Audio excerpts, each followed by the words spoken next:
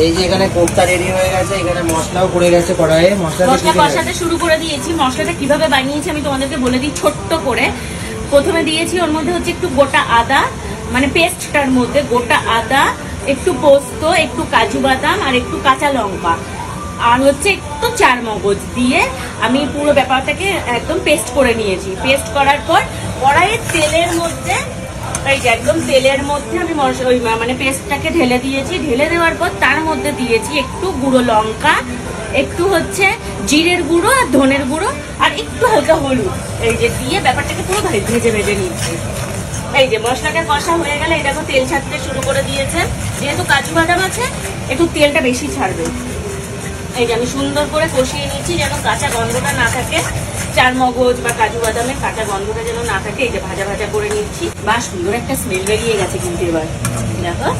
আচ্ছা হ্যাঁ ঠিক আছে, লাস্টে গরম মশলা তো দেবোই, ব্যাপারটা মিলে যাবে।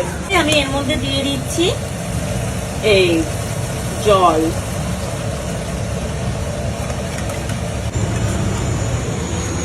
তো এই দেখো এখানে একদম ফুটে উঠেছে, টকবক করে ফুটছে বিষয়টা। তো আমি এখানে এক একটা করে এর মধ্যে এই কোফতাগুলো দিয়ে দেবো। এই যে সুন্দর করে আস্তে আস্তে করে দিয়ে দেবে, হাতে যেন ছিটকা পিটকা না হয়, জামা কাপড় যেন ছিটকা পিটকা না হয়। আমি এক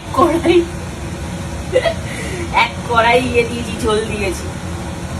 তো এই যে ঝোল দেওয়ার কারণ আছে, দেখো এতগুলো বল, এগুলো তো পুরো টুইটুম্বুর হবে, ফুলে টেনে নেবে, ওই জন্যই আমি দিয়েছি।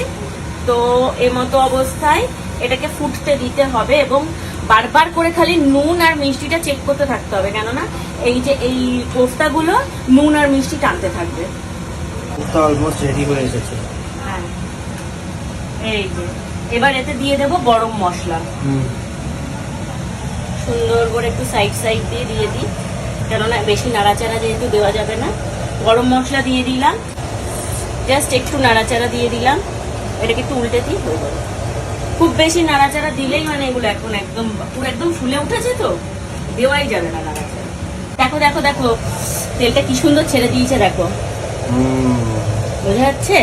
জানি না আমার ফোনটা এরকম কালো লাগছে কেন, এখানে লাইটটা কম বলে। যাই হোক চলো এই যেটা নিয়ে চলে যায় এখানে সুন্দর করে হয়ে গেছে রেডি। এখানে আমাদের নিউ রেডি হয়ে গেছে। এই টেক্সচারটা কিন্তু ভালোই হয়েছে, ভালো আছে না? এবার একটু উপর থেকে দিয়ে দিই ঘি, গরম মশলাটা দিয়েছিলাম, চাপা রেডি। কেমন লাগলো রেসিপিটা অবশ্যই কমেন্ট করে জানাও। আর এটা খেতে ভীষণই টেস্টি হয়। আশা করছি ভিডিওটা তোমাদের ভালো লেগেছে। এবার ভাজা হবে পরোটা, চলো।